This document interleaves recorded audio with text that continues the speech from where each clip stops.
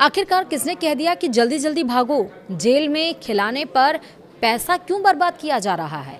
अवैध बांग्लादेशियों को मुख्यमंत्री शुभेंदु ने अल्टीमेटम दे दिया है।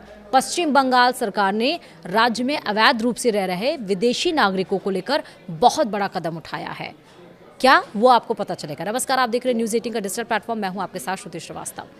राज्य सरकार ने अवैध बांग्लादेशी और रोहिंग्या नागरिकों को उनके देश वापस भेजने के लिए विशेष होल्डिंग सेंटर बनाने के निर्देश जारी किए हैं। दरअसल पश्चिम बंगाल की शुभेंदु सरकार अवैध बांग्लादेशियों को लेकर एक्शन मोड में आ गई है। मुख्यमंत्री शुभेंदु अधिकारी ने अवैध बांग्लादेशियों को कड़ी चेतावनी दी है। शुभेंदु अधिकारी ने अवैध बांग्लादेशियों को चेताते हुए कहा कि जल्दी जल्दी भागो, हम इन्हें जेल में रखकर इन्हें खिलाना नहीं चाहते हैं। हमें अपना पैसा इन्हें जेल में रखकर खिलाने में क्यों बर्बाद करना चाहिए। हमने पुलिस से इन्हें सीधे बांग्लादेश भेजने को कह दिया है।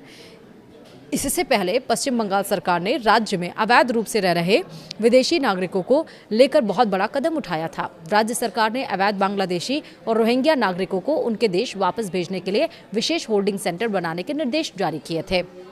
वहीं शुभेंदु सरकार की ओर से इस संबंध में पश्चिम बंगाल के सभी जिलाधिकारियों को लिखित निर्देश और गाइडलाइंस जारी की गई थी। सरकार ने सभी जिलाधिकारियों को अपने अपने अधिकार क्षेत्र में इन होल्डिंग सेंटर्स को बनाने के लिए सही जगह की पहचान करने और आगे की कार्रवाई जल्द से जल्द शुरू करने को कहा गया था।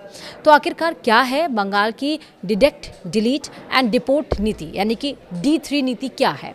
बंगाल में बीजेपी सरकार की नई डिटेक्ट, डिलीट एंड डिपोर्ट नीति के बीच स्टेट बॉर्डर के कई पॉइंट्स पर कथित तौर पर अवैध बांग्लादेशी प्रवासियों के बड़े बड़े समूह इकट्ठा होने लगे हैं। उत्तरी 24 परगना और मालदा से आ रही तस्वीरों और वीडियो से पता चलता है कि राज्य का घुसपैठ रोधी अभियान अब सिर्फ सियासी बयानबाजी से आगे बढ़कर प्रशासनिक कार्रवाई का रूप ले चुका है।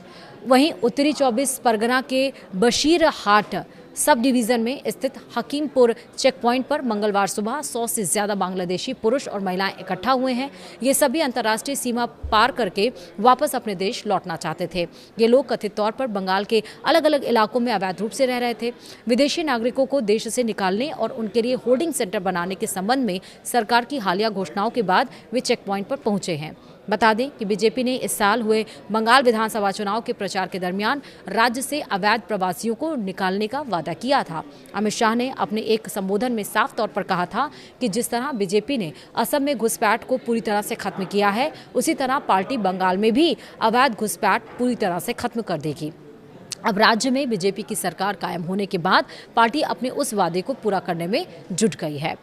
और एक और बड़ी अपडेट आपको बताते हैं कि आज बांग्लादेश बॉर्डर पर बड़ी संख्या में घुसपैठिए नजर भी आए, जो जाने के लिए बंगाल छोड़ने के लिए भारत देश छोड़ने के लिए तैयार भी हैं। यानी कि जो कहा गया था उस पर इम्प्लीमेंट किया जा रहा है। शुभेंदु अधिकारी वाकई एक्शन मोड में आ गए हैं और उनकी D3 जो नीति है वो एक्टिवली ज़मीनी स्तर पर काम कर रही है।